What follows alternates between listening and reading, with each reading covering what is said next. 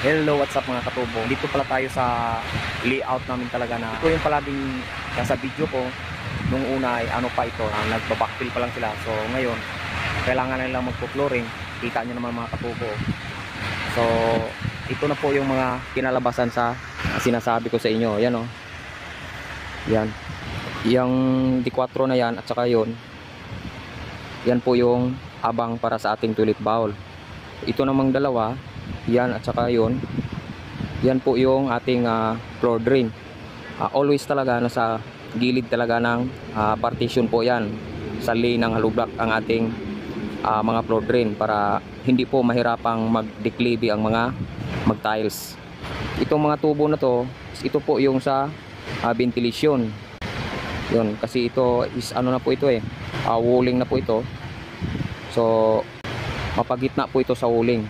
Sa mga nagtatanong kung bakit maraming nasa walling na tubo, ito ang pipe ventilation dito sa toilet bowl na ito. At ito namang isa, ito po yung ventilation sa ating mga floor drain. Mahalaga talaga na may ventilation itong ating floor drain dahil ito yung pinaka weakness na koneksyon. Once na magkabarado po ito, mahirap po itong sugsugin. How much more siguro kung wala itong ventilation, mas madaling bumara. So itong dalawa, uulitin ko, itong isa na ito is ito po yung ventilation dito sa ating toilet bowl. At itong isa naman is ito yung ventilation natin sa ating floor drain. Same pa rin dito sa kabila. Bali dalawa din po ito. Puro ventilation pipe ito. Dito rin sa kabila, ito yung ventilation yan. At ito naman, ito po din yung ventilation sa ating pit trap or sa ating floor drain. Ito namang isa, yan po yung ating preparation para sa drainage pipe ng ating sink or sa ating maging lavatory dyan. At dito naman po tayo sa kabila mga katubo. Tatlong urinal po ito. Yung isa naman is provision lang po yan, kaya andyan muna sa gilid. At ito naman ang kanilang floor drain.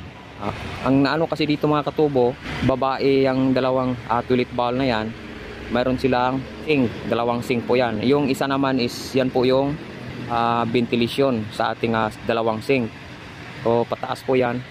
So bali dito sa boys naman na CR, ito po yung kanilang maging toilet bowl. At ito po ang floor drain.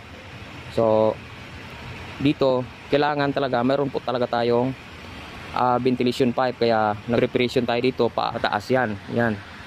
Ito naman, ito po yung soil stock papunta po sa second floor.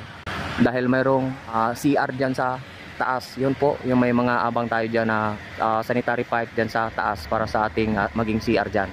Yan lang po ang video natin mga katubo. So ngayon, kita-kits tayo sa next ko na upload video.